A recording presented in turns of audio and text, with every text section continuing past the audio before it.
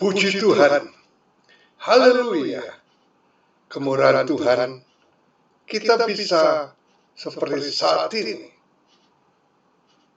karena ini kemurahan oleh Tuhan. Ya, karena kemurahan Tuhan, kita bisa seperti saat ini. Oleh sebab itu, kita puji dan bersyukur kepada Tuhan. Tuhan itu baik, saudara-saudara, untuk semua orang, dan penuh rahmat terhadap segala yang dijadikannya. Kita harus yakin saat ini kita sedang berada di dalam gereja virtual Gabriel, gereja tanpa gedung. Sebelum kita mendengarkan firman Tuhan, mari kita berdoa. Terima kasih, terpuji Engkau yang Maha Besar. Karena kemurahan-Mu Tuhan, kami bisa seperti saat ini. Setiap hari Engkau pimpin, setiap hari Engkau berkati, setiap hari Engkau jaga dan lindungi. Dan siang malam Tuhan selalu menjaga kami. Ini kemurahan Tuhan yang luar biasa. Sebentar lagi kami akan mendengarkan firman Tuhan. Tolong Tuhan, firman-Mu bekerja dengan kuasa Roh Kudus-Mu. Siapa yang mendengar Engkau berkati Tuhan. Siapa yang mendengar Tuhan, Engkau taruh iman supaya dia melakukan dengan iman meyakini. Dengan demikian berkat Tuhan akan selalu melimpah kepada mereka. Berkati. Dalam nama Tuhan Yesus Kristus. Haleluya. Amin. Puji nama Tuhan, saudara-saudara. Siapa yang tidak pernah mengenal Ayub? Tentu semua mengenal Ayub. Ayub adalah seorang laki-laki di tanah Uz. Ia saleh dan jujur, takut akan Allah, menjauhi kejahatan, mendapat 7 anak laki-laki dan 3 anak perempuan. Ayub mempunyai 7.000 ekor kambing domba, 3.000 ekor unta, 500 pasang lembu, 500 keledai betina dan budak-budak dalam jumlah yang sangat besar. Sehingga orang itu adalah yang terkaya dari semua orang di sebelah timur. Anak-anak yang lelaki biasa mengadakan pesta di rumah mereka masing-masing menurut giliran, dan ketiga saudara perempuan mereka diundang untuk makan dan minum bersama-sama mereka. Nah, setiap kali apabila hari-hari pesta itu telah berlalu, saudara-saudara sekalian, apa yang terjadi Tuhan? Ayub selalu mempersembahkan korban bakaran sebanyak jumlah mereka sekalian, sebab pikirnya mungkin anak-anakku sudah berbuat dosa dan telah mengutuki Allah di dalam hati. Demikian dilakukan Ayub senantiasa, saudara-saudara sekalian. Namun tiba-tiba seluruh anaknya meninggal, hartanya ludes, dijarah orang. Seketika itu juga ia tidak punya apa-apa. Dalam Ayub 1:20 sampai 22. Maka berdirilah Ayub, lalu mengoyak jubahnya dan mencukur kepalanya. Kemudian sujudlah ia dan menyembah. Katanya, dengan telanjang aku keluar dari kandungan ibu. Dengan telanjang juga aku akan kembali ke dalamnya. Tuhan yang memberi, Tuhan yang mengambil, terpujilah nama Tuhan. Dalam kesemuanya itu, Ayub tidak berbuat dosa. Saudara-saudara, Ayub tidak berbuat dosa dan tidak menuduh Allah berbuat yang kurang patut. Ayub juga ditimpa penyakit. Dengan tiba-tiba, istrinya juga membuat masalah. Dalam ayat 2 ayat 7 sampai 10, kemudian iblis pergi dari hadapan Tuhan lalu ditimpanya Ayub dengan bara yang busuk dari telapak kakinya sampai ke batu kepalanya. Lalu Ayub mengambil sekeping beling untuk menggaruk-garuk badannya sambil duduk di tengah-tengah abu. Maka berkatalah istrinya kepadanya, masih bertekunlah engkau dalam kesalehanmu, kutukilah Allahmu dan matilah. Tetapi jawab Ayub kepadanya, engkau berbicara seperti perempuan gila. Apakah kita mau menerima yang baik dari Allah, tetapi tidak mau menerima yang buruk? Dalam kesemuanya itu, Ayub tidak berbuat dosa dengan bibirnya. Mendengar peristiwa tragis dan menyedihkan tentang Ayub, firman Tuhan kali ini berjudul tatkala menjadi seorang diri. Bukan hanya anak yang meninggal, hartanya juga lenyap, istri meninggalkan juga. Sementara itu sahabat-sahabatnya tidak menghibur Ayub, malahan menyalahkan Ayub. Apa yang dilakukan ketika Ayub seorang diri? Ini akan menjadi pelajaran bagi kita. Apa yang dilakukan Ayub ketika menjadi seorang diri? Saudara-saudara, yang pertama, Ayub tidak berbuat dosa.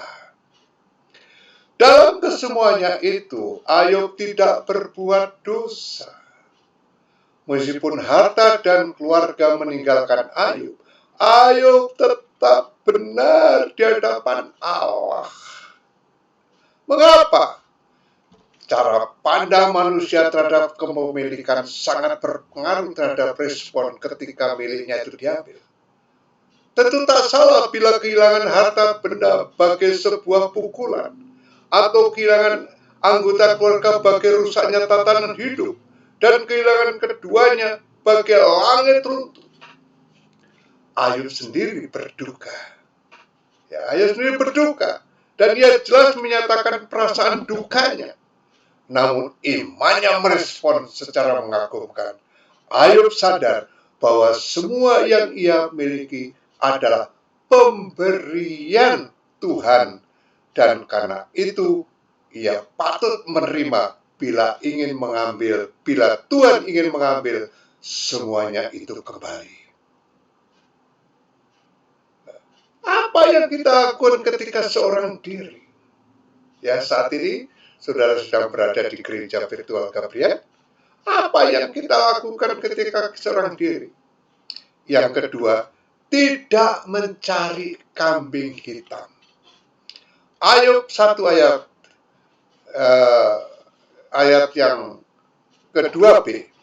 Tidak menuduh Allah berbuat yang kurang patut. Bahkan Paulus mengingatkan kepada orang beriman di jemaat Roma, berhentilah menyalahkan Tuhan dan jangan sekali-kali menuduhnya jahat, sebab Allah turut bekerja dalam segala sesuatu untuk mendatangkan kebaikan bagi mereka yang mengasihi Dia. Roma 8 ayat 28.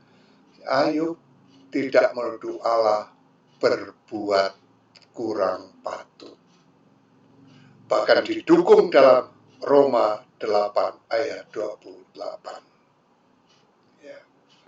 Bila ada kesulitan datang di dalam hidup kita sering mencari kambing hitam, saudara-saudara. Diakui atau tidak diakui, begitu juga bila ada teman kita yang mengalami kesulitan atau yang lahir cacat, maka kita bertanya, siapa yang salah? Apa penyebabnya? Dan bagaimana macam pertanyaan dan berbagai macam pertanyaan yang menyalahkan.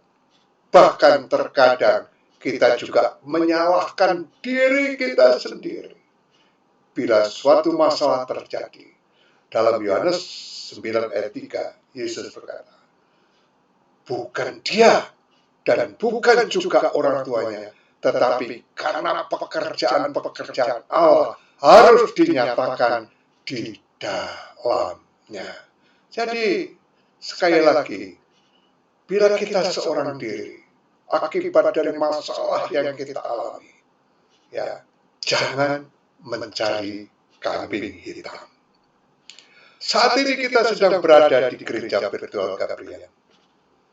Lalu, yang ketiga, apa yang kita lakukan ketika kita seorang diri? Menerima apa yang menjadi kehendak Allah. Terimalah apa adanya. Di dalam Ayub 2 ayat 10a. Tetapi jawab Ayub kepadanya, engkau berbicara seperti perempuan gila. Apakah kita mau menerima yang baik dari Allah, tetapi tidak mau menerima yang buruk? Luar biasa penderitaan dari Ayub. Harta benda ludes, anak-anak binasa, sekujur tubuhnya terkena penyakit yang menjijikkan, lebih menyedihkan. Istri tercinta pun menolak dia. Dalam kondisi demikian, adakah alasan bagi kita untuk bertahan dalam kesetiaan kepada Allah? Kesetiaan Ayub melampaui penderitaan yang dahsyat, saudara-saudara. Ayub mengungkapkan kesetiaannya dalam kata-kata yang sungguh indah. Apakah kita mau menerima yang baik dari Allah, tetapi kita tidak mau menerima yang buruk? Suatu pernyataan sikap hidup yang sungguh-sungguh luar biasa. Ayub bukan hanya percaya bahwa semua miliknya adalah milik Allah sepenuhnya. Ia juga percaya bahwa tubuhnya pun milik Allah. Berarti Allah berhak sepenuhnya melakukan apa yang juga dilakukan terhadap tubuh Ayub, termasuk penderitaan, sakit penyakit, bahkan kematian. Sejatinya, manusia diciptakan untuk hidup bagi Allah.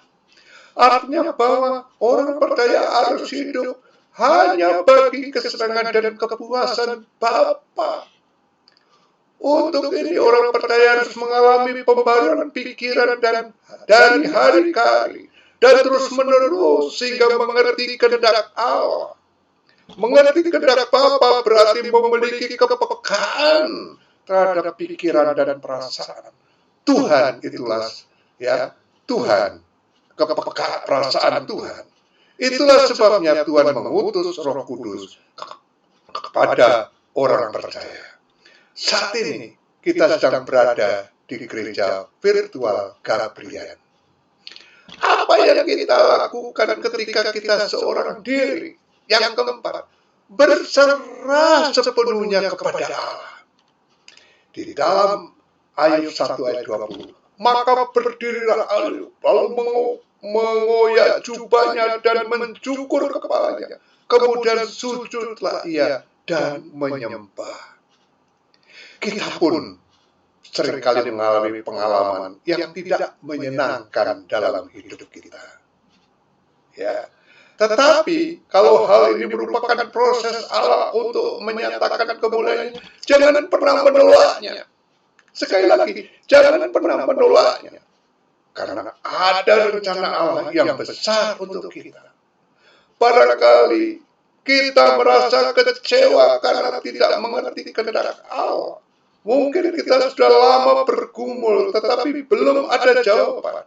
Kita harus berdoa seperti Yesus, yang berserah sungguh kepada Bapa, di mana Yesus memasrahkan dirinya kepada kehendak Allah. Kesimpulannya, semua manusia, orang beriman, pada masalah pasti kita alami. Kadang-kadang kita menghadapi seorang diri. Dalam menghadapinya, jangan berbuat dosa. Jangan mencari kambing hitam.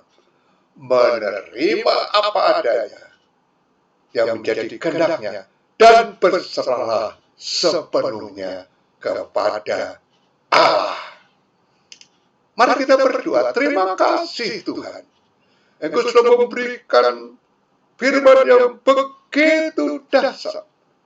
ketika kami menjadi seorang diri Tuhan, karena kehendak daripada Allah, biarlah Tuhan kami akan menghadapinya dengan tidak berbuat dosa, tidak mencari kambing hitam, menerima apa yang menjadi kehendak Tuhan, dan berserah sepenuhnya kepada Tuhan. Dan Tuhan akan menolong, memberkati, berikan kekuatan kepada hamba-Mu dan kepada seluruh pendengar kami Tuhan, supaya ketika dia seorang diri, Tuhan itu selalu menyertainya. Terima kasih dalam nama Tuhan Yesus Kristus. Haleluya. Amin. Puji nama Tuhan, saudara-saudara sekalian. Puji nama Tuhan. Melalui gereja virtual Gabriel, Tuhan Yesus Kristus memberkati kita yang dengan yakin mendengarkan dan melakukan firman-Nya, maka berkat itu akan melimpah kepada kita semua. Amin. Tuhan memberkati kita. Tuhan luar biasa di dalam hidup kita ini.